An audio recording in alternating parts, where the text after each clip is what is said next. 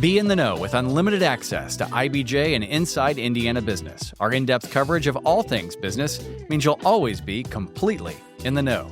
Subscribe for just $1 a week. Get started now at ibj.com/trial offer. There is a unique opportunity right now for people who have expertise and experience plus curiosity to take advantage of these tools and build amazing, beautiful things. Hi, I'm Jayson Manship, host of Authentic and Agentic, presented by TechPoint. Every week on this show, we break down what's happening in AI and what it means for how we work, lead, and live. Join me for a human-focused conversation that keeps you ahead of the curve.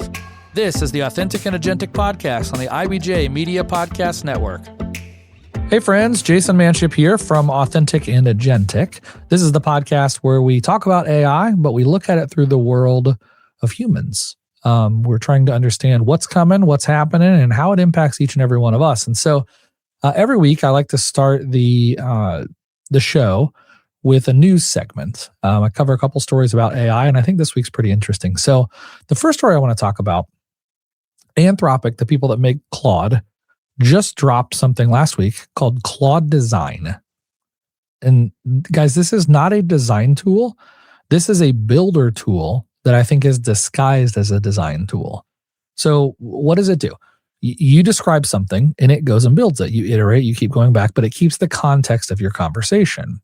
And so this is not a write me something. This is a build this with me tool.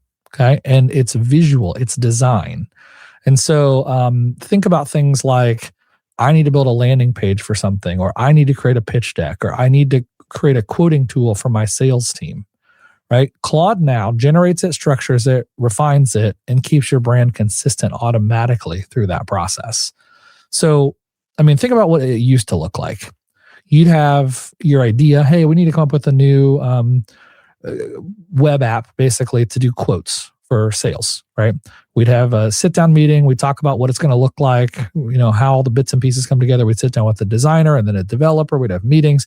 It would take weeks to do stuff like this. Now, the sales manager can literally say, hey, I need a new working version of this. I need a new way to create a sales tool for my sales team.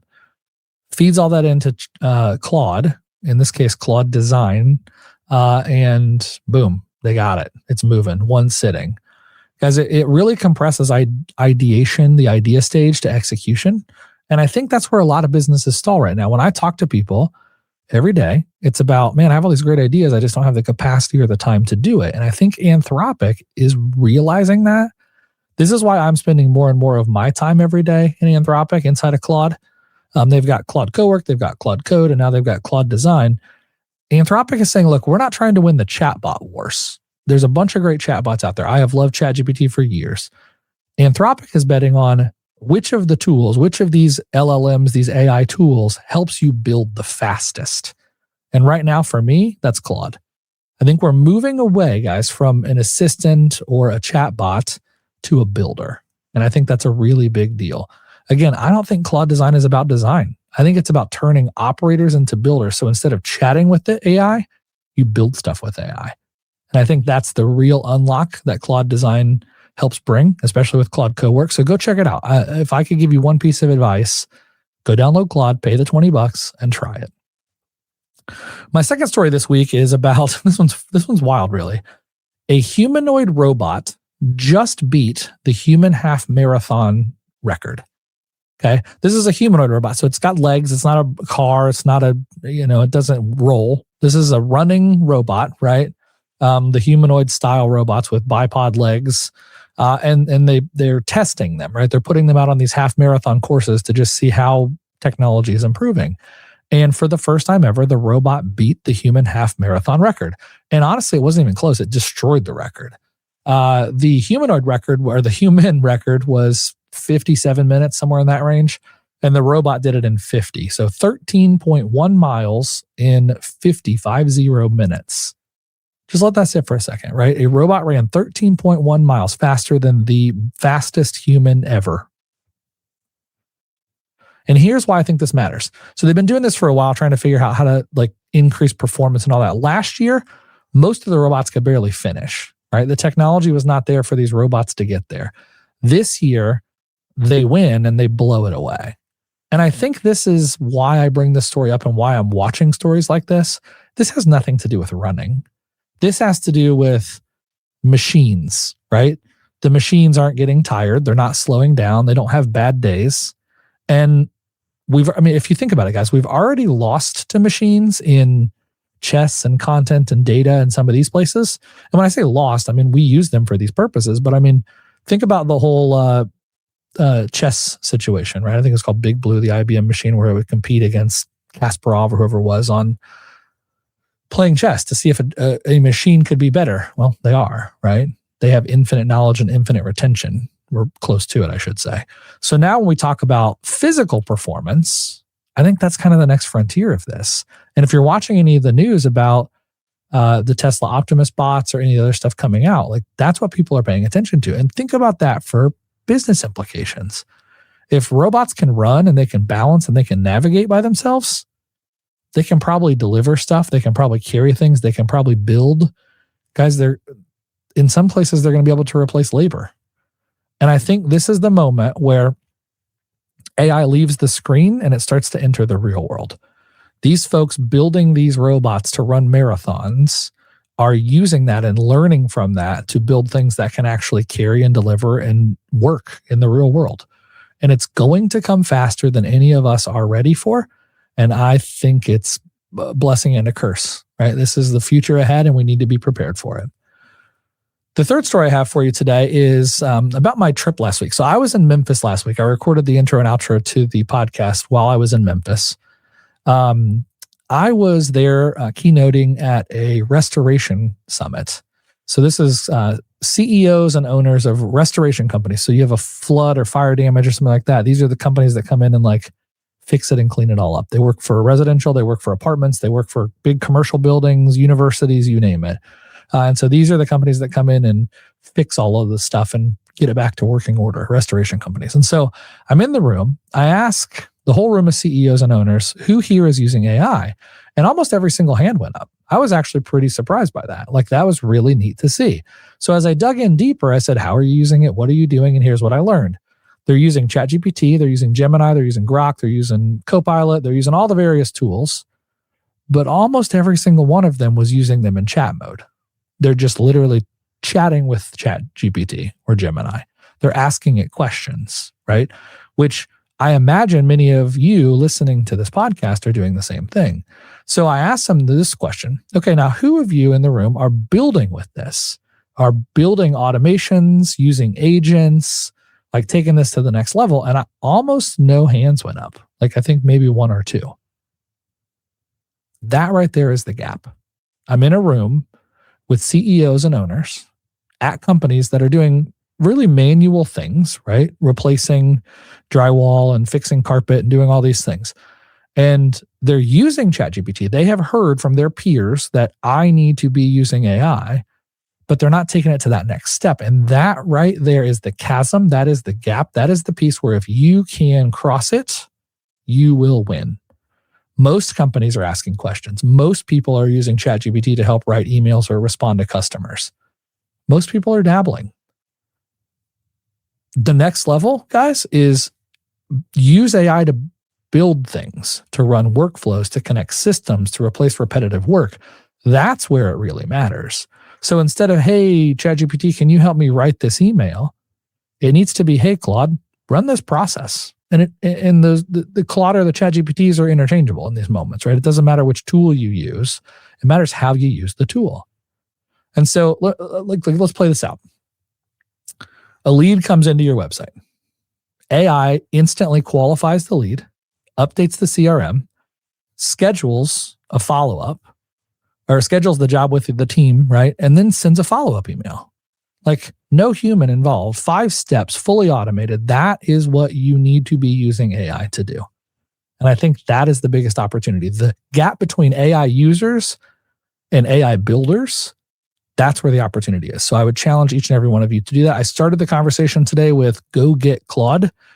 Go download Claude. One of the practical things they asked me at this event was, well, how do I do that? I think the answer is go get Claude, download it, pay the $20 a month, install it on your computer and start using it.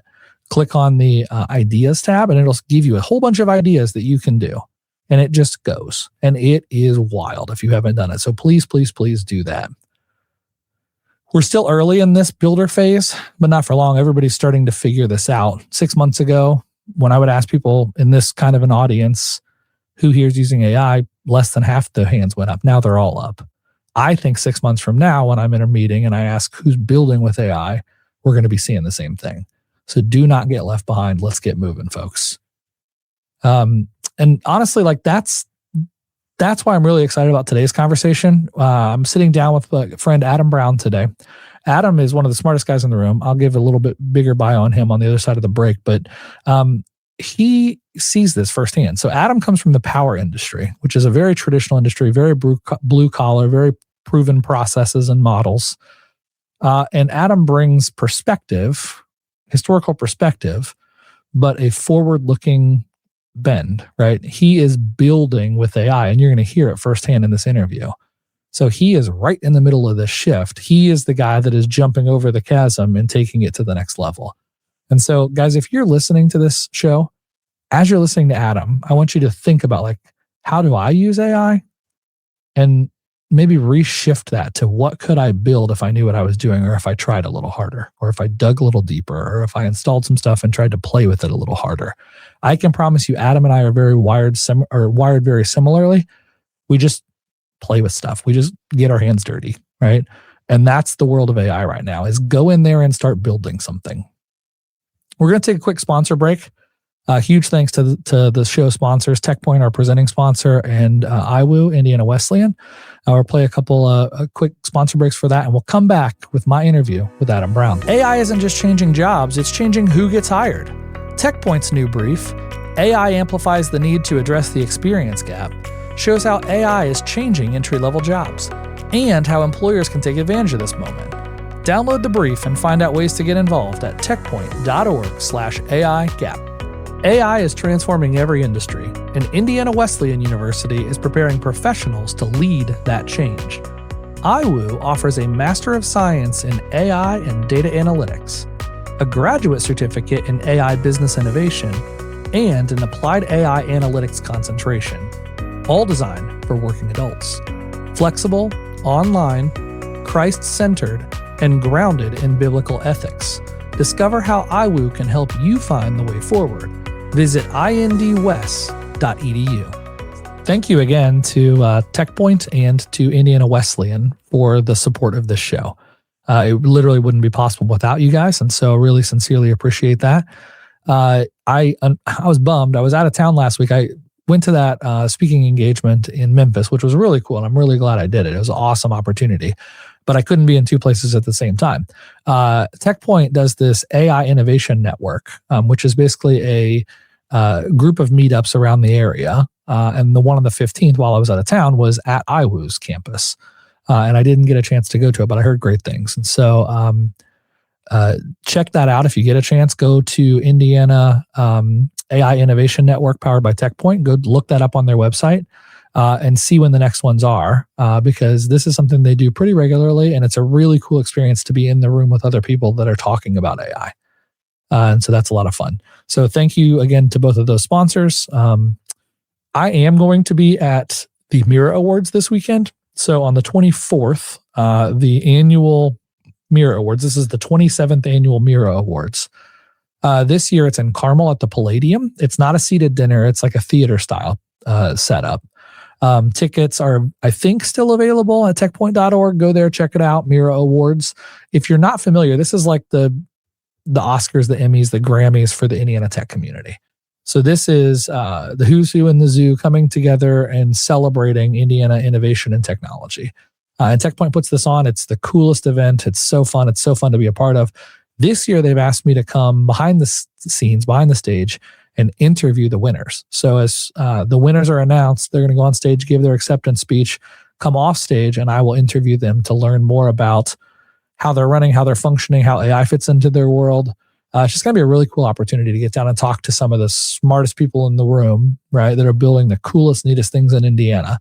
And so we're going to have some clips from that in future episodes, and hopefully we can sit down and talk to some of these winners that are really leaning into AI in a big way. So really grateful again to both TechPoint and Indiana Wesleyan for supporting the show. Thank you all very much. Now I want to kind of turn my attention to today's interview.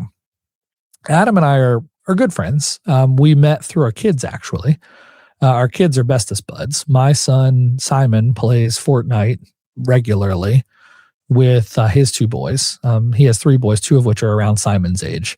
They go to school together. They're great friends. It's just a really cool thing. My daughter and his daughter are best friends in the same class at school, love volleyball, hang out together all the time. And so Adam and his wife, Sarah, have become really good friends of Amanda and I's, and we spend a lot of time together. And so as I've gotten to know Adam over time, you're going to get to know him like in a crash course, and you're going to find him to be one of the most fascinating people because he is so smart and he moves so fast.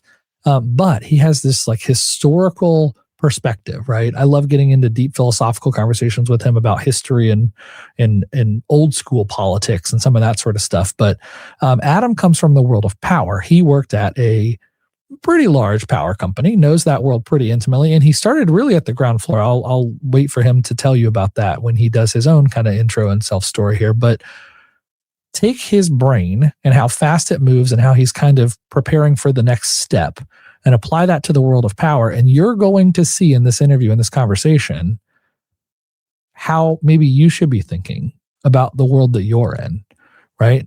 Legacy, old school, tried and true, blue collar meets what if? Like, well, why can't I do that? And I think that's what you're going to hear from Adam in this interview, in this conversation. So folks, buckle up. This is a fun one. Enjoy this conversation with Adam Brown. Adam Brown, welcome to the Authentic and Agentic podcast. Glad to have you. Hey, thanks for having me, Jason. Appreciate it. So you and I met through our kids, really. Yeah. They're Pokemon players / Fortnite players / buddies. And so they go to school together, and that's really where we met. So I know I followed your career kind of remotely, but now we're going to have a chance to deep dive a little here. Yeah, looking forward to it, my friend. Thank you. It's going to be fun. So you run a company called Gridworks. Let's talk a little bit about your backstory and how you got to that point. And then I need to know what the S and S Gridworks stands for. Yeah, awesome.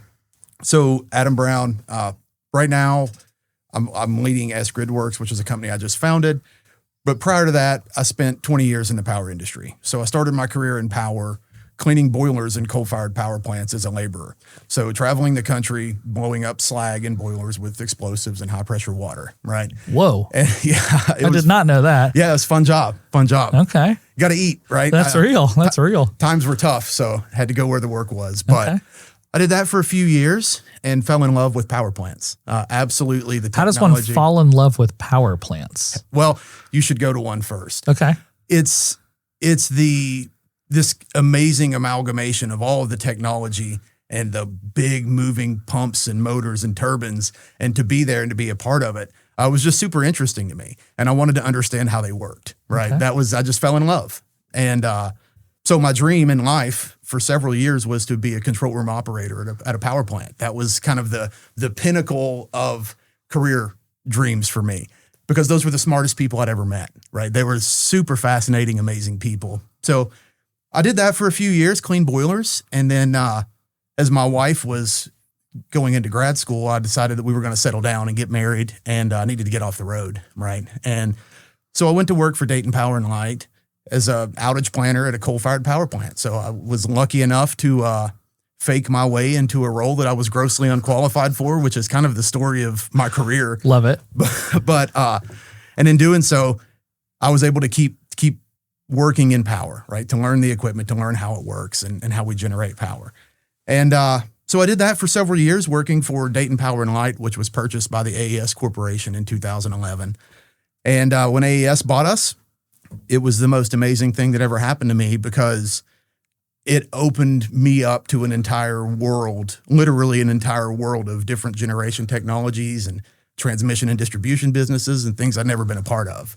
And so when AES bought us in 2011, I went to work for the corporation doing rotating equipment engineering. So steam turbines, generators, big things that spin, vibration analysis. That's kind of my technical background. That's what I really love. Yeah.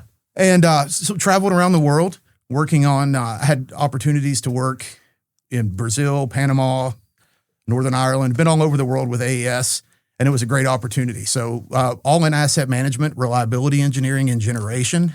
And then in 2019, I was asked to come to our utilities business where I led asset management for Indianapolis Power and Light and Dayton Power and Light. Those were the two primary. AES Indiana and AES Ohio is the rebranded names. Sure. But so I did that for 4 years and fell in love again with the transmission and distribution side of the business, the delivery side of the equation. I spent my entire career working on supply.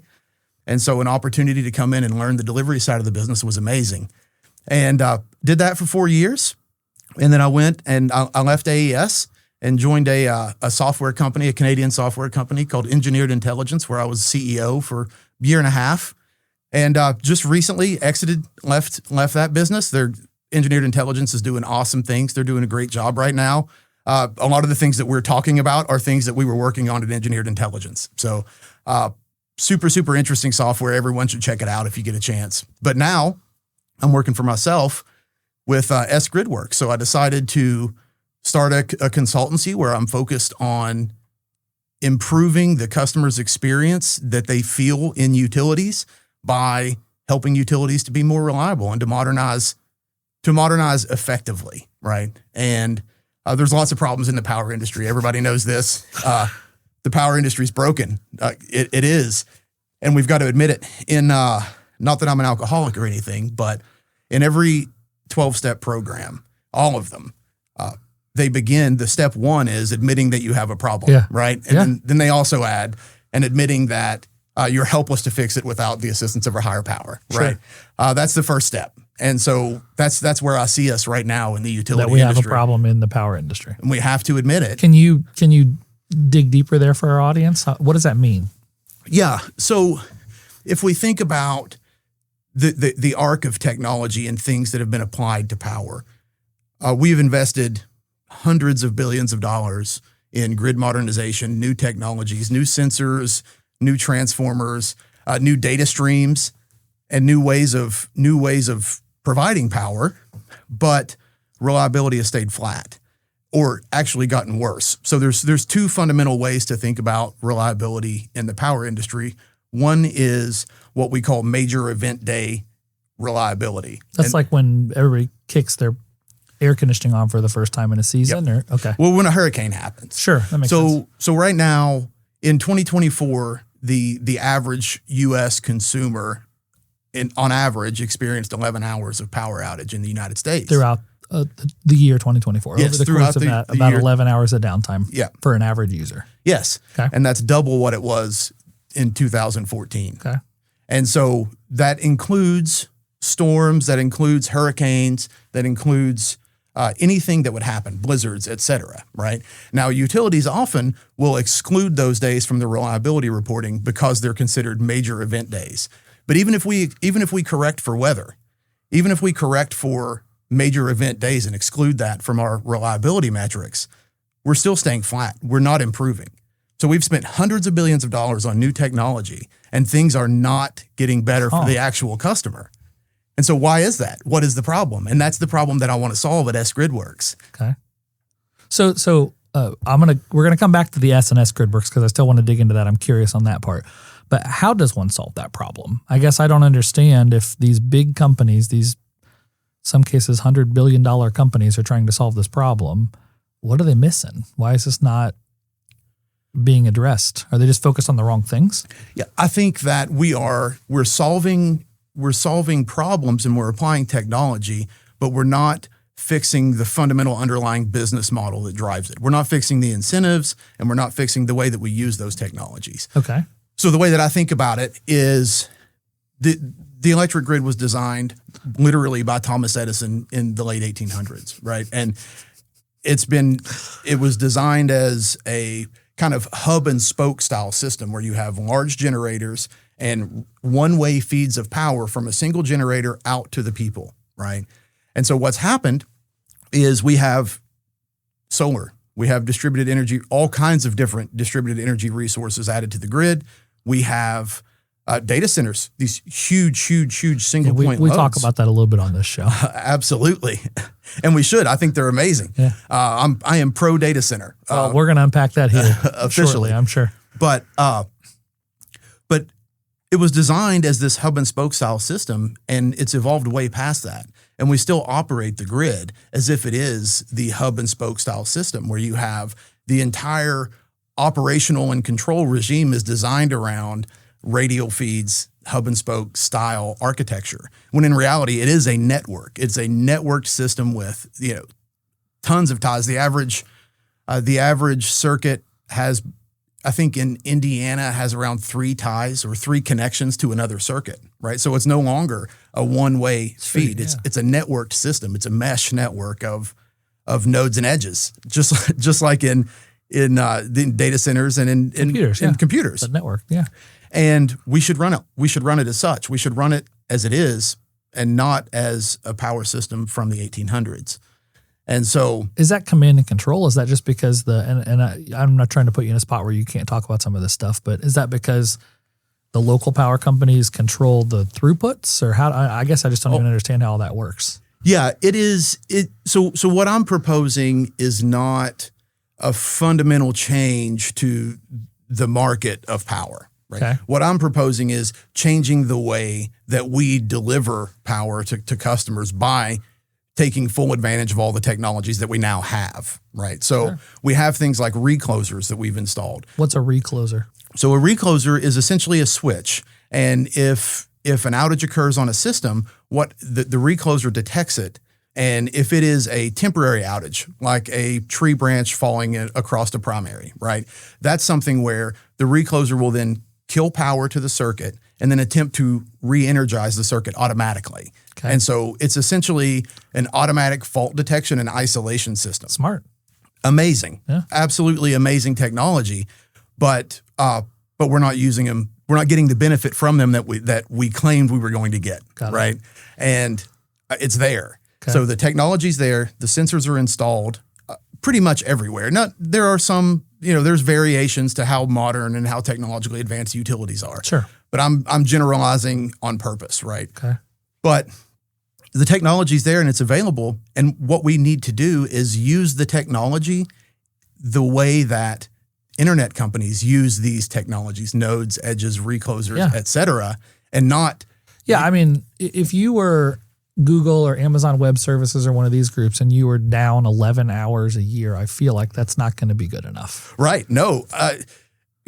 All tech companies, major telecom providers, et cetera, they all operate on what's called 5 nines of reliability. Okay. So 99.999% of the time of the minutes in a year are available and the device is doing what it's supposed to do. Sounds damn near perfect. Right. That's where you got to get to, right? Right. And in the power world, we are at 99.97, which is 100 times less reliable than in the power world, than in the internet world.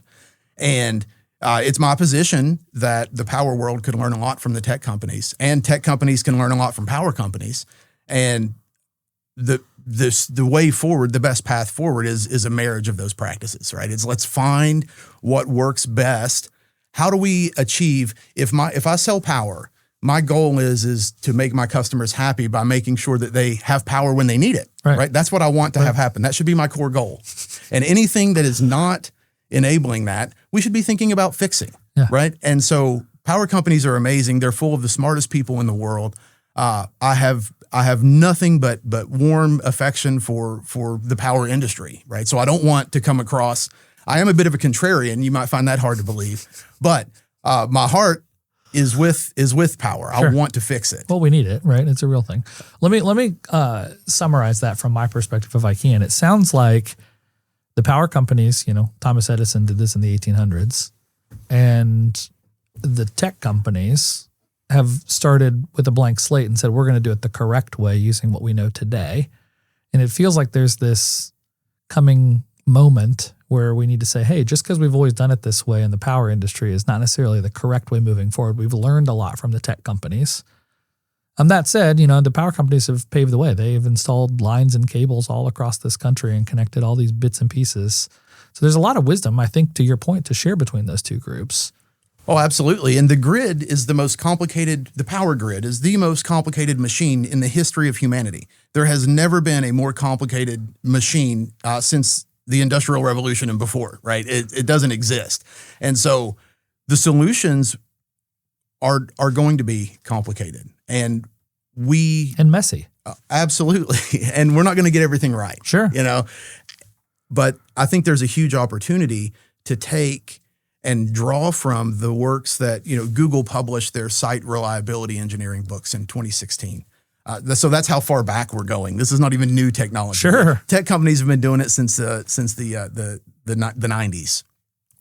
And, so what I'm proposing is a new operational paradigm that connects all of our systems together. So we no longer have silos of data where, one group is working on one set of data and another team is working on a different set of data, and they may never even talk to each other. When you say data, you mean power data, like usage data, or what do you mean by that? I mean like metrics, for example. Clear. So, a vegetation team. So vegetation outages are the number one What is cause. That's a tree falling on a line. Tree falling on a line, limbs blowing, Industry touching. jargon, vegetation outage. Yes. Wouldn't have called it that. But love it. Love it. Yeah, vegetation outages are... What about a squirrel? Where does that fit in? Is that a vegetation outage also? No, that's a kamikaze squirrel. That's what we call those. Perfect. Okay. And poor fella. And so what happens in traditional legacy regulated utilities is there's a vegetation team, right? And the vegetation team has their own set of goals and metrics, and it is we want to spend X dollars on vegetation, and these are the reliability targets that we have for the vegetation team, right? The vegetation team may not ever speak to the team that's planning construction work, right? And that's where I see the issue. Yeah. I think the issue you're getting ready to run power lines through a forest, right? Or up against a set of trees that in 5 years are going to grow into these power lines.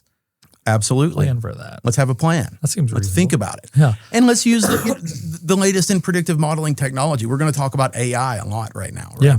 But, 5 years ago, it would cost millions of dollars to build any sort of predictive model to be able to look forward at vegetation and understand what the likelihood of a failure is going to be on a network. It would cost millions and millions of dollars. Now, with the technology now, we can spin up neural networks in 20 minutes. Right. I mean, I can do it myself and train the model specifically for my data. And so there's an awesome opportunity for utilities to take advantage of these things. And that's what I want to help them do. You sent me some notes prior to this, and I was laughing. I was talking with you briefly before the show started because smart dude, you know this stuff inside and out, upside and down, and you've used a lot of terms that I don't understand, right? Like vegetation outage. That's hysterical.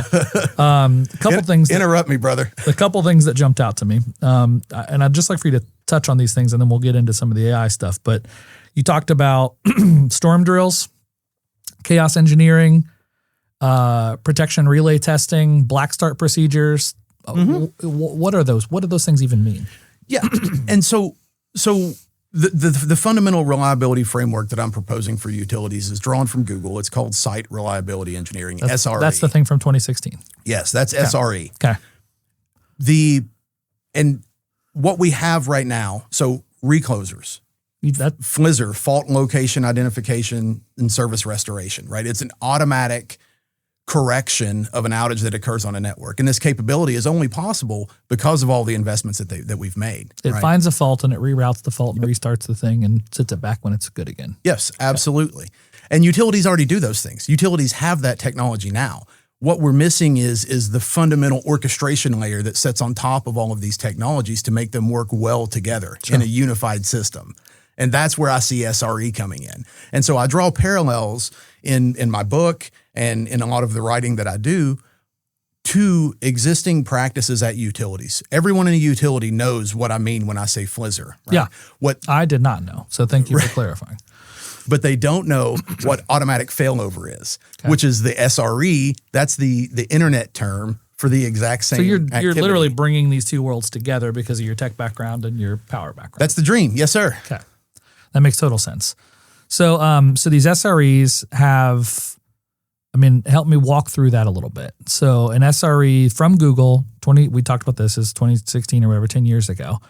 What is it doing differently? How is it looking at the world differently than, I think you used the term FLISRs or whatever? I don't really know what these terms mean. So walk me through this. So all of these technologies exist in power right now. The ability to do everything that we're talking about from an SRE perspective. The capability is already there. It's just not systematized in a way that everything works together to add value. Okay. And so where we do have in power, a good example would be if we think about chaos engineering, this term chaos engineering. I don't know what that means. Well, it's amazing. And the first person that told me about it, I thought he was insane. Actually, I had a boss from AES who joined AES from Google. Okay. And whenever he told me about these things, the first thing he did was he gave me these books and said, you need to learn this. Well, they were PDFs, but you need to read this and learn it.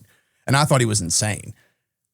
So one of the key fundamental points is chaos engineering. And chaos engineering is intentionally breaking the system to ensure resilient response. So at Netflix, they had a thing they called the Chaos Monkey, which was literally a line of code they would inject into their system and watch it go crazy so that they could see in real time how the system is going to respond. If this node drops, what's going to happen, right? So good. Now, we can't do that in power, right? Sure. We can't turn off people's power. But what we can do is we can build digital twins of the network, and we can model exactly how the system is going to respond through any number of simulations, right? And so what that would look like in power is if I have a digital twin, which is exactly what it sounds like. I don't like the term, but it is a digital representation of the physics of the equipment that you have installed. The folks at Eli Lilly talked about using these in their medicines. Yeah, and it's kind of a buzzword that in at least in power it doesn't mean a whole lot, or it means a lot of different things. But to me, a digital twin is a clone of the network, right? And so the way that would work in power is if I have a full functioning digital twin of my network and I understand the physics of how the devices on my network are going to respond given a stimulus, then I can literally simulate that. I can say, okay, what happens if this recloser fails? What happens if I lose power at this section of the line? And then I can simulate and model exactly what's going to happen, how the network is going to respond. And so that's chaos engineering for power. Okay. We're never going to do it on live circuits. That would be irresponsible. Sure. People would die, right? Hospitals would lose power. It would be a problem. But what we can do is we can take those practices that they use in real time and adapt them to fit power, right? To make us better prepared for when we have problems, for whenever we do have issues. That's really smart.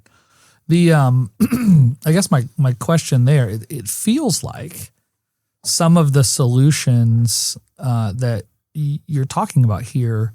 I mean, I hate to jump to this conclusion, but this is what I talk about all day, every day. It feels like AI is having a material impact in this space, right? Being able to look at some of this stuff and at scale, right? I mean, and I think it's important for the audience to understand this. Like, AI is not some magical buzzword that just happened in the last couple of years. We've had machine learning, we've had tech, we've had big data for a long time, but we haven't been able to quickly run these iterations to this level to be able to do this sort of thing. And so walk me through, maybe I'm wrong, walk me through how AI fits into this conversation. Well, AI is at the absolute center of it. The grid needs AI desperately. Is that like a AES type of a company coming in and saying, hey, we're going to apply AI at our level? Is that a standardization across the industry? Is that a product level thing? I guess I just don't even understand how that would fit into the industry. Yeah, ultimately, so the way that I view AI and the way that I use AI in my daily life, right? And I do want to talk about that because you've sent me some stuff that I'm super excited to dig into. But it's AI is an extender of existing capability. Mm-hmm. It's not going to be beneficial. We can't just go hire OpenAI and magically do this. A power company can't just write them a check for $20 million and expect things to work well, right? There's an enormous amount of work that has to happen with data maturity and data cleansing, data governance that AI can also help with, sure, right? But no, the way that utilities apply AI right now, they do pretty much everywhere in various small and little pockets, right? Typically at a utility, the data science team or the analytics team they'll work for the IT team, and they will be a group of people that you can call on from the operation to come help you. They're typically not fully embedded in an organization. They should be. Sure. I argue that. And I'm seeing that across every industry. It's moving in that direction. Yeah, I think it has to. Mm-hmm. And I think the reason why is I think that AI has become so accessible now and so usable for every single person, not just tech nerds like me or people who have programming backgrounds. Everyone can use these technologies now. All they need to do is be taught. Someone needs to show them. Because in my opinion, a 10-year power engineer who has been in the space, they've done the work, they understand the math, they know their networks, right? They understand it. If we can take their domain expertise and apply that to an AI solution, it's going to build something that the tech companies could never even think of, right? They can't even imagine. They don't know. Sure. Right?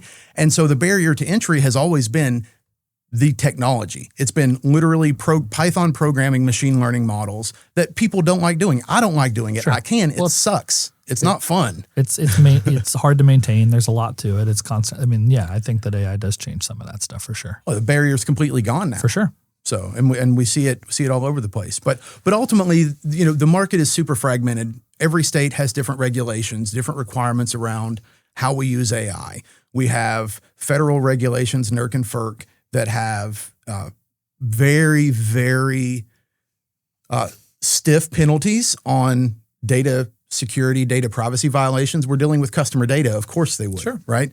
And so I think that across the U.S., you have various regulatory regimes and different requirements. And so that's a problem. That creates a fundamental business misalignment. It sure does. It's easy if you just operate in this little sandbox, but as you start to expand and you have to deal with every little county and jurisdiction and state and everything else. That's one of the, I was just in DC last week for the Axios DC conference, and they invited in some of the who's who in the zoo and AI. And the spokesperson for the White House was there talking about the National AI Action Plan policy or something. Mm-hmm. They basically are starting to federalize some of this stuff under the goal of, let's create a rule set that everybody can operate under so that we're not having to fight these battles on a local jurisdiction by local jurisdiction basis. And I think that's very necessary. So I'm at my core, I'm a libertarian. Sure. And so it pains me to say what I'm getting ready to say to you, but that's a good thing. It's funny because I feel the same way. I hate government telling me what to do. And I think a lot of people listening to this probably feel the same way, but it's one of those scenarios where if there isn't some leadership on this issue, everyone does what they want. And as someone who's been working in e-commerce for 15, 20 years, California's rules are very different than Indiana's. We had a lawsuit filed against us. My board game store here in Indiana had a lawsuit filed against us because our website was not ADA compliant. A blind person could not make an order on our website. And we want to service everybody, but nobody called, nobody asked. They just tried to order on our website. And what I found out was in a certain jurisdiction inside of New York City in the Bronx, there is a litigious attorney there who's actively trying to come after shops like ours who aren't big enough to have a full-time attorney on staff, who don't want to spend thousands of dollars hiring an attorney, but clearly have enough dollars to pay a settlement. And it cost me like $8,000 out of pocket because I got sued. And that's what you see though, without any kind of real federal regulation against it. These local jurisdictions create whatever rules they have in local. This isn't to litigate the, judicial system, right? Or the enforcement system. But I'm with you. I think that I don't want that, but I also feel like we need something. Yeah. And also as much as I love technology and as much as I love, Anthropic and Claude, OpenAI, I use them every day. I don't think that Sam Altman should be making decisions around the safety of AI technology. Sure. I think we need regulation. I think this is a very, very powerful technology. It's also very, very dangerous in the wrong hands. Yeah. And I think that some federal oversight, as much as I hate to say it pragmatically, I think it's the only path forward. I think we need federal safety guidelines. We need these things so that we can all build. Give us the box that we can work in. Yep. And let's go. Yeah, but I also would push back on that. Well, we're probably saying the same thing, but I don't want Sam Altman making those decisions unilaterally or Anthropic or any of these groups. I also don't want Pete Hegseth or Donald Trump making those decisions unilaterally, right? I think there needs to be some challenge to this process. And what I'm seeing as I go to these big conferences and hear from these world leaders, the public's starting to push back a little bit. The public is starting to say, hey, this is great and it's cool and it's moving fast, but also we're a little worried that maybe the horse is running away without the cart in some places, right?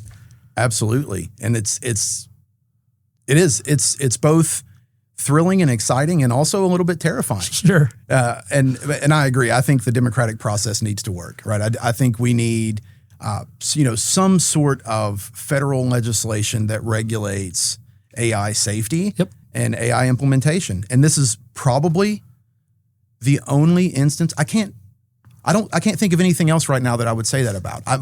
My answer is never we need a law for that. It's never that, right? It's always we need a market for that. Well, that's because it's moving too fast. And I've interviewed attorneys on here before, and the legal system's never going to catch up. Tech's always going to move faster, right? And innovation is moving at a speed you and I have never seen, but no one's ever seen before. And so it's really hard to play catch up or whack-a-mole in that way. I was encouraged to hear at this last event that I went to, a couple of senators and a congresswoman all talked about how they're starting to lean in ways they hadn't in the past. I think that social media in specifically kind of beat them to the punch, right? Social media just did what it did, and legislators didn't understand it. It just went out and took over, and boom, here it is. Now we're living with it, and we're just now feeling the repercussions of the anxiety and the depression and some of the things that we can now confirm that it's caused, right? Oh, it's real. And so I'm encouraged in the conversations I've had with leaders at the federal level that they understand this is a problem earlier in the process than they did for social media. Still not convinced they're going to be able to fix it in real time, but I think they're at least having the conversations that in some cases were delayed years or even decades from the social media conversation. Yeah, that's awesome. And they need to happen. We all see stories of, people online talking to these chat GPT as if it's their best friend, as if it's a person, or as if it has a soul, which is horribly, horribly misguided. But people can be manipulated by these technologies and the algorithms and model weightings that determine how an LLM is going to respond to someone typing are very, very similar to the way social media feeds you content to keep you engaged. That's right. It can tell you what it thinks you want to hear. Sure. And that is terrifying. That's very real. Let's do this, Adam. I want to pivot a little bit. So you have worked for some of the biggest power companies. You've worked in the industry that's like the most powerful industry, pun intended. And now you are running your own thing. Mm-hmm. Let's talk about how you are using AI today. One of the things I've really loved about our offline conversations is that you're building with this stuff. You're not just chatbotting, you're actually building.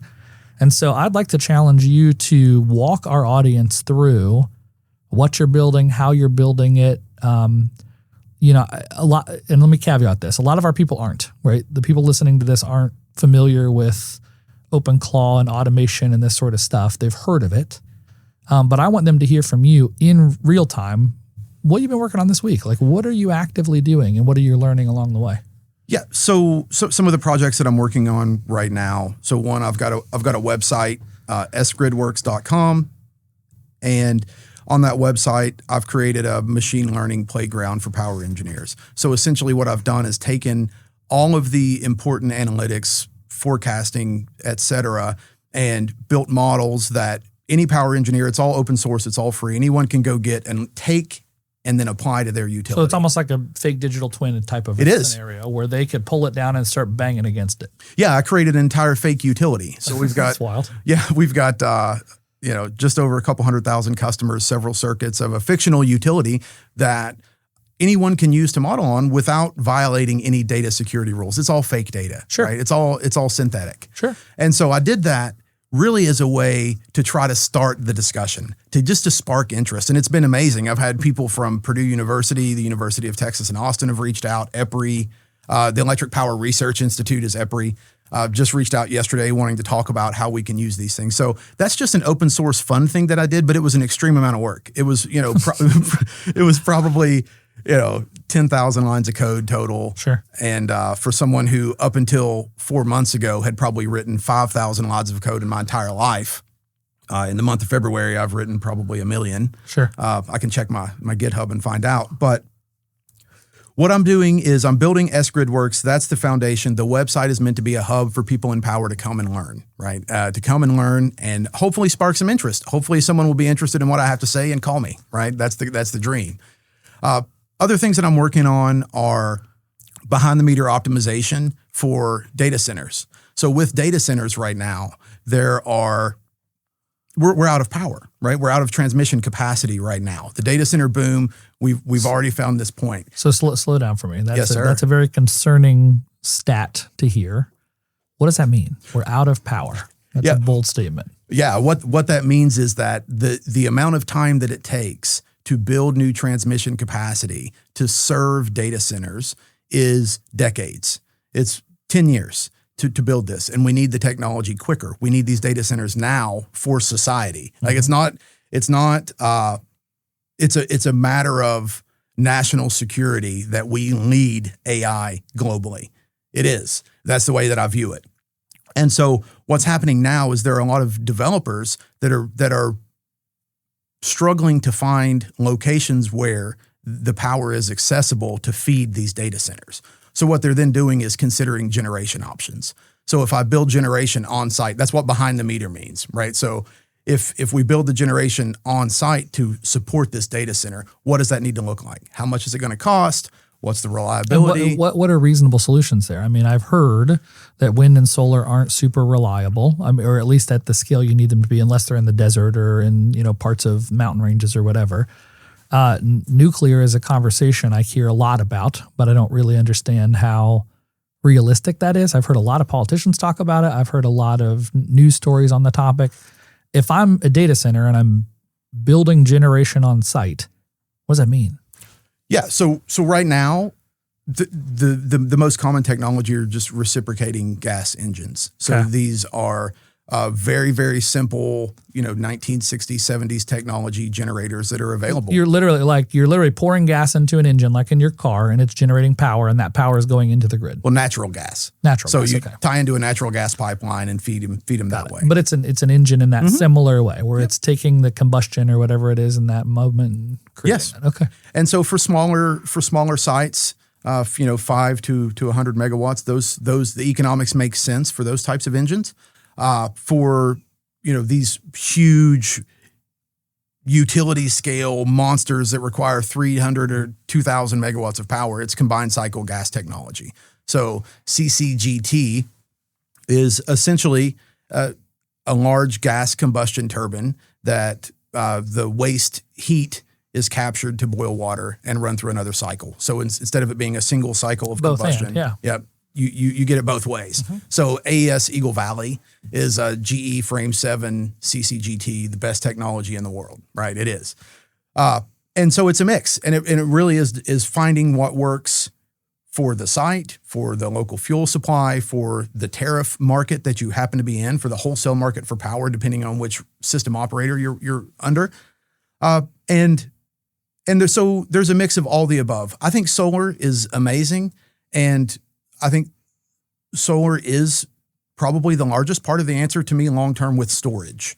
So with storage, solar, their capacity factors, their total production is 20 to 30%, right? That's, net production. It's efficiency production. Whereas, so they're not capable of generating power when it's dark, right? But what you can do is you can store that power, right? And you can handle the peaks and valleys of power supply and sun supply or UV radiation with batteries. And I think that's the one that excites me the most today. It makes total sense to me. As someone who doesn't understand anything about this, it's like, why aren't we doing this? Makes total sense. Yeah. And I know the answer to that question right now is a lot of it's political, and a lot of it is based in this is an unfair statement, but the NIMBY worldview, right? Absolutely. Which is, I don't want this in my backyard. I've seen that play out here in the state of Indiana, where people are like, I don't want a solar farm in my community, right? And I get it. I don't want a landfill next to my house either, right? But at the same time, I mean, there is a conversation to be had about national security and the greater good and those sorts of things. Yeah, we live in a democratic society, and as much as my libertarian bones hate to say this, we do have an obligation. Like, we are part of the most amazing country in the history of the world, and if the United States staying the most amazing country in the history of the world requires me to have a solar farm or a small modular reactor, nuclear reactor that are totally safe, by the way, in my backyard, then. So you'd put one in your backyard? Absolutely. I would too. No problem. I would too. No problem. Yeah, I think I think about this, and it's like, no one wanted power lines and light poles out at the end of their property running from house to house to house, but daggone, it's nice having power, isn't it? Absolutely. Right? And it's nice to not just stop at my house. It's nice to send it to my neighbors also. Oh, and for just sure. keep going down the road. And so that's really the conversation we're having here. And it's a matter of, uncomfortableness, I think, on a personal level to serve the greater good. But man, we also live in a world where it's my property, it's my land, it's my thing. I get it. These are hard conversations. Yeah. And part of what's so beautiful about the power industry is that it was designed with a socialized view of monopoly control of an area, right? And so what I mean by that is socialized monopoly. That's good. It truly is. It truly is. If you think about it, whenever we started electrification in the United States and when it continued on through the 1970s, it's not possible. There's not enough demand on a rural circuit out in the middle of nowhere, Indiana, with one house at the end of a long feed. Sure. If we were relying only on their ability to pay for the construction of that line, it would never happen. Yeah. It would never happen. Yeah, makes total sense. And so what happens is we socialize the cost, we socialize the benefit of power in a specified geographic region, right? And it works. And while, like I said, politically it pains me to say that, but it's a system that does work and works really well. And I think that we can capitalize on that. I really do. I think that we can use that to our advantage to make sure that every single person who's covered by a utility and a network is experiencing the same level of service and support across the board, right? And that's how I define equity in power, right? People talk about equity a lot. Equity to me in the power world is, do all of our customers get the same benefit? And do they have the same costs? Are they being treated fairly? Do they all get to benefit from what we're providing? This effort. Yeah. I see that in the broadband community too. I mean, they're struggling to get broadband to all parts of the country and all parts of the state. And, the state of Indiana is trying to do that. I think power is a little more ubiquitous and it exists in places. Broadband's slowly but surely coming. And I have totally different thoughts on that too. But I think that's a real thing for communities to consider. Here's what I'd like to do, Adam. You talked about your website and your open data source kind of digital twin model for power engineers to come play with, right? What else are you doing with AI? I mean, everything that I'm doing in my daily life is touching. What does that look AI like? to What are some you point. doing in the last week? What have you done that's in AI in your digital life? That's great. So last week, my wife and I were considering buying a business in Adams County, Ohio. Perfect. And so what I did was I used AI to build the entire financial model that I would use to understand cash flows in this business that I could use for funding and financing. Yeah. And so, that's one use. But essentially, we're buying a very, very large business with the output that was designed and built and ran through Claude, right? That's what we did. I'm using a series of agents and agent orchestration, so this is kind of the absolute cutting edge of AI technologies right now that are managing an autonomous trading system for me. Wait a minute. So this is like the bots are doing stock trading for you. That's correct. Okay, slow down a second. I think people that hear that are probably scared to death. What does that mean? So essentially what we've got, and this is brand new technology. I've seen some like clickbaity type stuff on the social channels about this, right? Click here to automatically trade and become a zillionaire. Yeah. It feels too good to be true. I'm sure it is. It is. So why is yours different? What have you learned? So a few things. If someone is giving you their alpha or their secrets for trading for $9.99 a month on Twitter, don't listen. That's right? fair. You are providing liquidity to those people if you follow that model, right? So So what I did was I set up a series of bots that are predicting price changes in Bitcoin, Solana. Those are the two big ones. So I'm looking at 5 and 15 minute crypto markets and trying to predict whether the price is going to increase or decrease in the next 15 minutes and then buying puts and calls on that. Okay. And so it's not something that generates tons of money. I mean, I'm probably at a 53% win rate today, but I'm running through thousands of iterations, constantly training, retraining the models every night, and they get better every single day. So here's my question to that. If you're able to do that at home by yourself, why isn't JP Morgan doing this, or every big company? And maybe they are. They right? are. And so, I mean, does this democratize stock investing? Does this fundamentally blow up markets? Like, man, what happens in this moment? I think that markets are going to change. I think that where we are right now is the average retail investor has access to advanced modeling and tools that hedge funds have been using for 20 years. Sure. And instead of having to have $1 million supercomputer in a lab on the New York Stock Exchange, these things can now be ran completely on the cloud. And so I have no idea where it's going to go. And I have no idea, honestly, long term, whether it's a viable moneymaker or not. I think probably not. I think as soon as it takes off and becomes ubiquitous, it'll be regulated. Everyone's it'll doing change. it, right? And then you're going to run into the bad actors that are injecting bad data into the system to, I mean, in my little analog version of this world for buying and selling Pokemon cards, there are people who, cheat the system on an eBay listing, basically list it low and then buy it themselves so that the market price of that card comes down, and then they buy up everybody else's. Absolutely. And so you're going to see bad actors like that in this world also. And I think it's already happening. I think that there are a lot of bad actors who are trying to sucker people into giving them money for things that are never going to work. But the cool thing is we don't have to take their word for it. Yeah. Right. And so what I can do if I'm on X and I see someone posting this crazy methodology that says they made $20 million on the stock market, right? Well, we can back test it. I have access to all of that data. Everyone does now, right? And so what we can do is take the exact trades they made, disaggregate from those trades what their strategy is, and then apply that to historical data to see if that's real or not real. And anyone can do those things. We don't have to take their word for it anymore. It's actually really easy to do. And so for me, it's more of a research experiment. It's not something that I think I'm going to make a bunch of money on. I mean, if I make a couple $100 on it, I'll be happy. Yeah. But we're talking 5-10 cent trades, hundreds of trades a day at 5-10 cents to see if there's opportunity to make money in arbitrage. If you're listening to this and you're just flat out overwhelmed right now, you can tell how Adam's brain works. He is like the smartest guy in the room and working on big things. So this world of AI just has to be glorious for you. It is. It's the greatest thing. This is the best time in the history of humanity to be unemployed. I know I told you that at lunch, and I mean it. Not having a full-time job right now has been amazing because the technologies are advancing. New things are being built every day.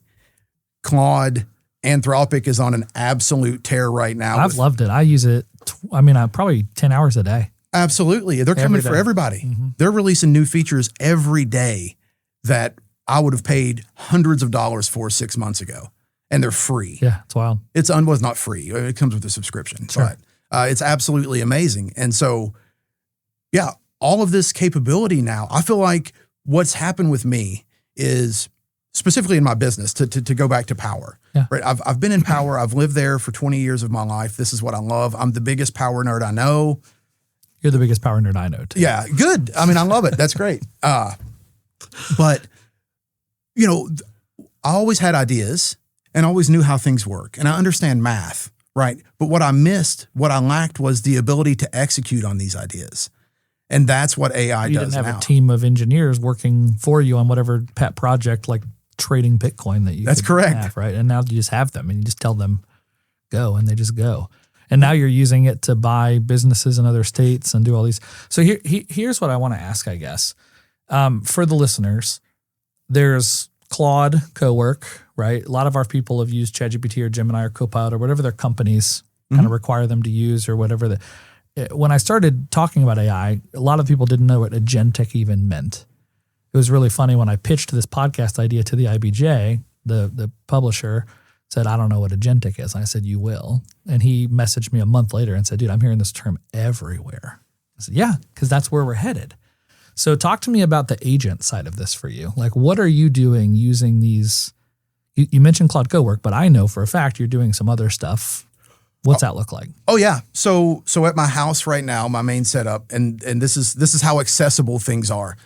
I have 2 Mac Minis, which are $600. $600, nothing fancy. 2 Mac Minis that are connected with a $50 Thunderbolt cable, And I run local AI models on those minis, and an entire suite of agent employees is what I call them. So there's kind of 3 levels of agentic autonomy that I think of, because they are employees and they require correction and management. It's not just, they don't just do things for you, right? And there's kind of 3 levels that I think about in practice and putting all this together. So we have, tool-assisted agents. These are agents that are helping to write code. They're writing small sections of code and that I'm then reviewing, and we go back and forth, right? This with there's a human in the loop on every step. So the AI then is just a tool. It's just like a pocket knife to me at that point, right? Or a ruler. And then we have like semi-autonomous agents, which are agents that have very, very tightly defined scopes of work that are triggered on a timeline. We call those cron jobs or scheduled jobs in the AI world. And those are where my main orchestration agent is going to send a message to my trading agent. And it's going to say, okay, go look at Bitcoin. 5 minutes have passed. Go look at the Bitcoin spot price, right? All that thing does is goes and gets the spot price. That's it. It's a very, very So there's simple, another conductor agent over here that's saying, go do this. Yes. Just giving it a task. Yep. And it goes and does the one thing it knows how to do, and it comes back. Yes. And then when it comes back with whatever the piece of data it is, then the orchestrator, I call it my CEO, but yeah, I'm into it. I love it. It's not This is healthy. great. This keep going. I'm deep. But the orchestrator is then delivering, the agent is then delivering results back to the CEO that says, look what I did, boss. So this is what you told me to do. These were the instructions that you gave me. Here's the results. This is what I gave you. And then the orchestrator is then looking at the delta between the instructions that it gave and the results that it received. And the entire time, it's also improving its instruction set. So it's saying, this was my expected result. This was the result that I got. How can we improve the coordination process in real time in a way that makes those results, my expectation match reality, or reality match my expectation? Yep. So that's happening in real time, fully autonomously. I don't have to do anything. We're automatically looking for those mismatches, right? And then autonomous work is where we have multi-agents working completely independent of each other and then coming back together under an orchestration layer to then combine and compile all of their work into one. Imagine having a manager, 3 or 4 people that work for that manager. You give the task to the manager goes and deals with all the work and then comes back to you and says, hey boss, me and the team did this for you. Absolutely. Yeah. And you treat them like employees. And the thing is I think that's really weird for a lot of our listeners. Yeah. Right. I think you and I get that pretty instantly because I'm not physically attached. Like if my Mac Mini catches on fire, that's okay. I'll just buy another one. Right. This isn't an actual human being, but it is mentally easier to understand and compute if you think about it that way. Yeah. My wife thinks I'm crazy too. Sure. But I think about it in terms of an org chart. So if we think about, I come from the corporate world and, with all of its awesomeness and problems. But I think about it in terms of an org chart where, there's an organizational structure in any organization in Moonshot Games. There's an organizational structure that you have in place for the implicit goal of accomplishing your goal. What is it? What are you trying to get done? So you've designed this system for Moonshot that says, this is how we're going to run this business. This is the organization that is required. These are the skills that I need, the type of people that I need, and these are the instructions that I'm going to give them, the procedures, the SOPs, right? You have to do that to have an effective business. Right. Otherwise, it would just be absolute chaos out there. And sometimes it is. Oh, absolutely. And it's the same thing with AI agents. Sure. Because they can hallucinate. They can do stupid things. And so, the most important thing to me is we start small, right? Okay. We start, anyone who's interested in getting into this space, who wants to learn, I would start small. I would, the most important, impactful thing that I've done as far as quality of life improvements for me go is I don't check email anymore. I don't ever check my email at all anymore. What I do is I have an agent that goes and reads my emails, prioritizes them for me, and drafts responses for the ones that are important, throws away the ones that aren't important, and then sends me a Telegram message that says, I received this message. Telegram is a texting tool, just basically. a text app. Yep. I didn't know what Telegram was until I got into Agent AI. I never done it. It's apparently a big messaging platform. It is. Yep. But Discord is another one, gaming. You can message via iMessage if I want. But well, importantly, you're looking at it through the lens of how do I want to commit. I think that's the biggest thing for AI for me as I talk to people is you don't have to learn how to use the tools the way they exist today and what you're comfortable with. You don't have to go to gmail.com and log into your web browser on your desktop. If you prefer to get a text message, build that. Absolutely. And that's something that someone could spin up in a couple hours. Mm-hmm. You could go from nothing. And let's dig into that. So people ask me how. Great, cool. You're a tech guy. It's easy, whatever. My answer to that, and maybe you agree or disagree, is today, I wouldn't have said this 6 months ago. Today, it's go install Claude, pay the $20 a month, click on the co-work tab, and there are a list of 100 ideas right there. You can get a daily briefing every day that reads your email and your Slack and all of these things and gives you a daily briefing in about 5 minutes with zero technical understanding. Zero. And you don't even, all you have to do is pay the $20, get a Claude subscription, and then just ask Claude to do it for you. That's right. You don't even have to know where to check. Just log in and say, Claude, I want to automate my emails. How can you help me? And Claude will do it. Claude will find a way. I think people are very uncomfortable with that. I have talked to so many people who are not technical, who are business leaders, who are running their daily lives, right? And it feels like I have to go back to college to learn how to do these things. And that's why they don't start. And I hear from people every single day saying, oh my God, because you showed me how to do this, it's saving me an hour a day, 2 hours a day, 4 hours a day. That's a very, very real thing. Same thing. And what's interesting with AI now and with this phase that we're in is that the people who think they need to go back to college to gain the most, instead of spending the last 20 years learning AI and development and 4 different programming languages, which is what it would take to be able to do this now, what they have is real expertise and experience. Mm-hmm. So those are the people that are going to gain the most from using AI. That's right. And that's this interesting merger that I keep talking about is, and there's hundreds of examples. There's a guy here in Indianapolis, right here locally, who is a union electrician. Okay. And a super fascinating story to this guy. His name is Jason Walls. He's the founder of ChargeRight is the name of his app. And this guy is local to Indianapolis. He's an IBEW union electrician, and he recognized a problem in the world. And it was, he was going out to install EV chargers in people's homes. Yeah, you buy a Tesla, you need to plug it in. You got to have a charger. Mm-hmm. But what he found was that according to National Electric Code, the vast majority of people who were installing upgraded services, thousands of dollars, $3,000 to $5,000 to put a new service in your home. Did that at my house, yep. 70% of them don't actually need them to be code compliant. Should have called him first. Well, yeah. And so what he did as an electrician, someone who's making money to install these, right? That's how he's making his living. He said, there's a problem. How can we solve it? And he used Claude to build an app that has now been picked up by like Mark Cuban is tweeting about it. And his entire life has changed in the last 2 months just because he asked Claude, how do I build an app? Right? How do I do this? Not a software developer, Zero. Literally a union electrician. That's correct. Zero. And he found that 70% of EV owners don't need upgrades? That's correct. Man, that's a life hack right there. Absolutely. Like, what a wild answer. So he built an app that you can purchase, and you can use this app to analyze your panel to tell you if what the charging installer is telling you is actually accurate or not. And I'm not sure what he charges. I think it's like $13 or something. It's worth it. Whatever it is, more than worth the $4,000 to install the thing. Yeah, but all that to say, this is someone with zero tech experience. I mean, electricians are very smart people and they work very hard, but their skills are not Python. They're not programming in Rust. They don't even know. But he has institutional knowledge. He has, the point you made was he has the knowledge around the industry, his career, right? He knows electricity. He knows that part of the equation.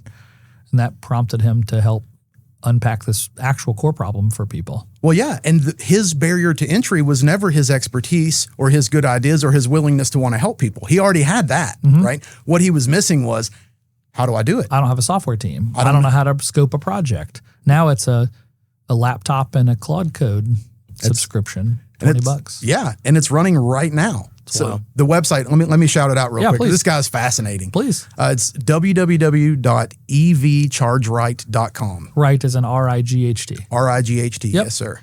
How cool. I'm going to check it out for sure. Yeah, Jason Walls, local here to Indianapolis. He'd probably be on the show if you reached out to him. But how'd you do this? yeah, super fascinating. What else, we're getting close to time here. What else do you want our audience to hear and know of all the stuff that you and I have kind of bantered about over time? If you could leave them with something, I guess, what else is that? And then I do have one final question for you after you answer this one. Yeah, the technology is advancing at an insane rate. We've never seen anything like this in our lives, and probably ever. AI is bigger than the printing press. And I'm a Reformed Christian, so that means a lot to me. I don't say that lightly, is the point. It's bigger than the printing press, and there is a unique opportunity right now for people who have expertise and experience plus curiosity to take advantage of these tools and build amazing, beautiful things. And so what I would say to the audience is right now, the time to learn these is right now. You don't have to know anything. You don't have to have a college degree. You install the software, ask it what to do. Yes, that's it. Install the software, ask it how to help you. Ask it how to keep your data secure. If you're concerned about data privacy, which we could go on a very long tangent about that. Spoiler alert, it doesn't exist. There's no such thing as data privacy right now. I wish there was, but the fact of the matter is just ask the agent to help you and see what you can do. So a little bit of curiosity, $20 a month. It's entirely possible that someone with the gumption could change their entire lives. Let me push one button on that topic, and then I'll go to my final question. So one of the things I love about being in Indiana is that we're here to help people, right? Hoosiers, Midwest hospitality, Hoosier hospitality is we love to help people. You and I both think of our agents as team members, even though they're clearly just lines of software code in a box, right? It's not a human being. We both know that, but we talk about them like that. One of the biggest mental shifts is how do we get everyday John Q user, everyday average Hoosiers to get over the hump of thinking this is some tool I have to know the right buttons to click and the right words to use, right? Without offending them. So one of the things I hear is like, I'm not comfortable asking it that question because it's offensive. It's like, no, it's a robot. It's not a human. You're not going to upset it. Like, right. You can be dumb and you can say, I don't know how to use you. What do I do? In those exact words. Yes. And it'll say, well, what don't you understand? How can I help you? This is what I can do. Here's some options. Like, man, it'll just go. Yeah, it's unbelievable. And on the feelings thing. So I'm weirded out by that. I'm weirded out by AI agents that have personalities. Mm-hmm. So that's one of the things that I did is I've taken all personality out of all of my AI agents. I don't want them. We're different there. My guy, my dude's named Jarvis. Oh my goodness. I had one and this is funny back to the authentic piece. I'll tell you a funny mistake that I made. I had installed an agent that I installed as a template from someone that I was followed on GitHub or something. I can't remember where, but I downloaded it and it had split personalities. And so I made this mistake where it had natively installed some sort of an anime character, super like kind of like passive and neurotic personality that I didn't catch when I installed this agent. And then I put what I thought I wanted its personality to be, which was kind of a adversarial review super nerd is what I wanted, right? Okay. And so what happened was I got something wrong, and I said that's completely wrong and stupid, and it went into this panic spiral where it's apologizing to me for getting it wrong. That's wild. And then the next chat from it is ripping me for me not giving it good instructions. Sure. And it's like, okay, I don't like personalities in my AI things. I just want them to give me the data. I don't want it to be my friend. And just tell it that. If you're new to this, just tell it that. Look, we're not, help me understand how I can use you. I don't need you to be my buddy. I just need you to help me check my emails. Yeah. All right. I just need you to help me manage my schedule. Yeah, we're not friends. That's right. You're not going to be my friend. I'm not going to have some sort of weird. Building those guardrails is important, right? It's pretty easy to. Oh yeah. To make sure, and it becomes sycophantic. It definitely wants to parrot you and follow you and make you feel. Every time I ask it something, it's like, Jayson, that's the greatest idea I've ever heard in the history of ideas. I'm like, well, you're welcome, right? Yeah, you're right. Well, and that's what they're designed to do. Sure. It's like a social media algorithm, right? Of course, it's going to make you feel good. And so the way that you get around that, though, is you have to, that requires like personal discipline. Yeah, and for sure. It's as soon as I realize that my AI, that Claude is telling me what I want to hear because it's going to make me feel good and keep me engaged, I have to trigger something in my brain that says, rip it apart now. Yeah. So I know you've said it's a good idea. Tell me everything that's wrong with this idea. And I'll use Grok for this too. So if I have something that I think is the best idea in the world that I've been working on with Claude, I'll take it to Grok or ChatGPT. And I'll actually say, I was working with Claude on this idea. We need to rip it apart. Tell me every possible way it can fail and everything that's wrong with it. Yep. And it will. I saw a news story yesterday that Microsoft is starting to do some of that, where inside of Copilot, they're hitting Claude and ChatGPT in cross-referencing. I think you're going to see some of that. I think you're going to see some multimodal, multi-frontier model stuff that kind of fact checks and validates. Final question for you, Adam. Lay it on me, boss. I ask every guest this question. State of the world today. You're clearly an optimistic guy. You're moving fast as the technology is. I love that.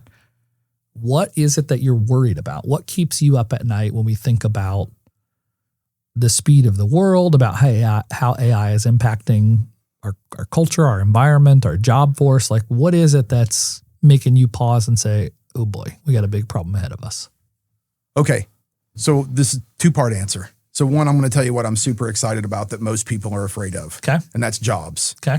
So you hear a lot of noise around AI is going to take jobs and it's going to take away artists' work or copywriters and those kind of things.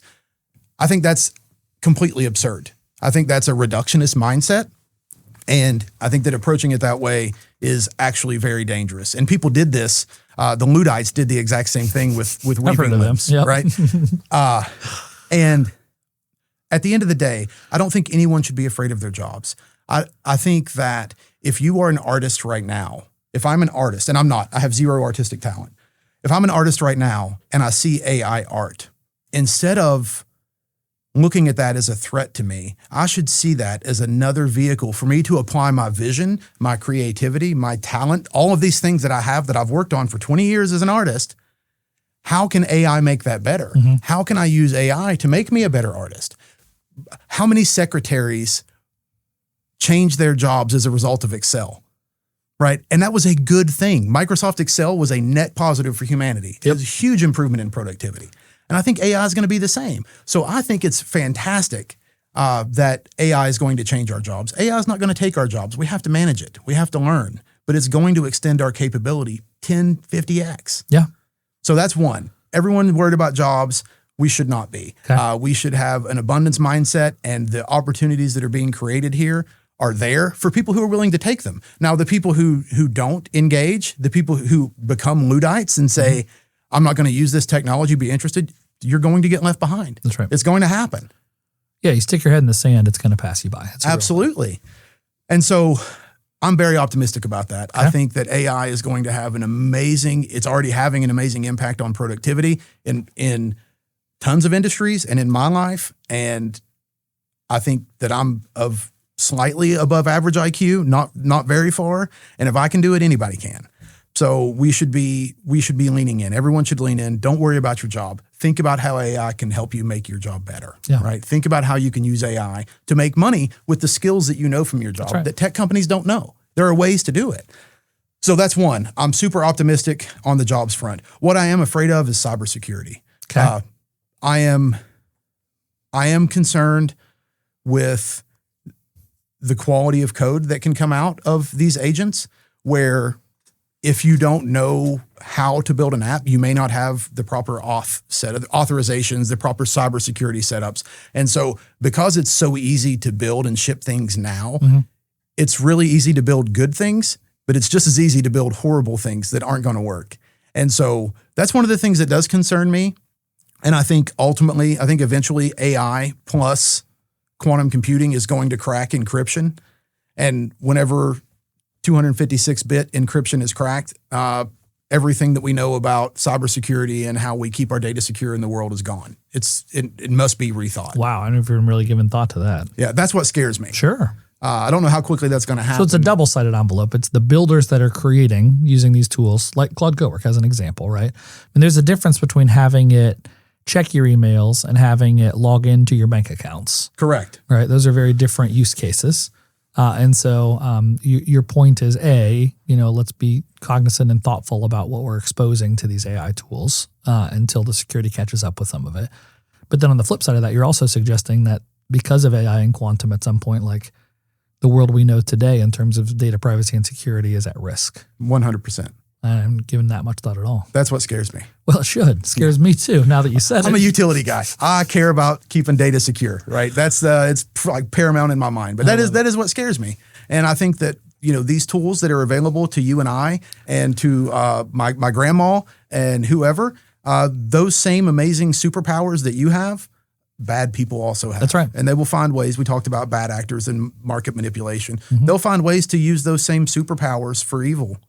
And that concerns me. And I also don't trust large AI companies to manage their own safety. Well, as a libertarian, you don't trust anything big. No, of course not. Of course not. Adam Brown, thank you so much for taking time with me today. Final piece here. How do people find you if they want to follow you? Yeah. So my website is sgridworks.com. S is in Sisyphean, gridworks.com. Wait, Sisyphean? That's the S we talked about at the very beginning. Absolutely. So what is that, real quick? Yeah. So the Greeks got it wrong. And so everyone's heard the myth of Sisyphus is, this person who was punished to roll a boulder up a hill all day, every day. And then at night, the gods would punish him by rolling the boulder back down the hill, and he would start again and do this thing over and over again. So the traditional Greek philosophical definition of Sisyphean is a task that is never ending and arduous, and it hurts, and it's just not fun. It's generally negative, right? It's a negative thing. And then in 1942, Albert Camus, who is one of my favorite authors in the history of the world, he wrote a short story called The Myth of Sisyphus. And in this myth, he imagines Sisyphus as an honorable character, as someone who is happy and finding meaning in the struggle, in this constant grind of rolling the rock up the hill. Yeah. And by perfecting the way that we roll the rock up the mountain, we can find true meaning and joy. And I think that's what's going on in power right now. It's never going to stop changing. As soon as we think we've got it figured out, new technologies are going to come in and we're going to have to start all over again. And so I chose Sisyphean as kind of a call to action. It's, hey guys, the work is never going to end. It is hard. It's never going to stop. Find some joy in it. And it's at times thankless, yeah. Right? But we should find joy in it. We should find our meaning in the struggle, in the work. And so that's where Sisyphean comes from. So love it. So sgridworks.com. They can find you there. Any other places they can reach out to you? Yeah, I'm on X, Adam D. Brown. Feel free to come over there and see some slightly unhinged AI takes, but that's really it. That's it. So reach out anytime. Perfect. Love it. Thanks so much. Awesome. Thanks. Cheers. Thank you again to my friend Adam Brown. What a cool conversation. This guy is all energy with a ton of brains, right? It's so cool to see kind of that worldview. You saw it firsthand. You listened to it firsthand. He's looking at the world differently. He sees the what ifs and the why nots, and he's applying that to places that honestly need to be disrupted. We need more people like Adam Brown. We need more people like Megan Glover, if you went back and listened to her episode, who's challenging the water industry in a very similar way. These are people that are building tomorrow instead of just doing it the same way we've always done it. And I think, honestly, guys, as we look into where this world is headed, these are the types of folks. Adam is the type of person that we need to have out in front, charging down the path. And so thanks again to Adam for coming on. Really appreciate you, my friend. Not entirely sure what we have recording for next week. We've got a whole bunch of stuff queued up right now. We're really focused on the Mira Awards this weekend. I'm going to be setting up, doing a studio space there, and interviewing a ton of people in a rapid fire session. And I had to get dressed up. And so that's not really a normal thing for me. I'll probably still wear my hat backwards because that's just what I do. But yeah, look forward to that. It's going to be a lot of fun at the Mira Awards. Hopefully I'll see you there. If you do see me, come say hi. Appreciate you guys. We'll see you next week.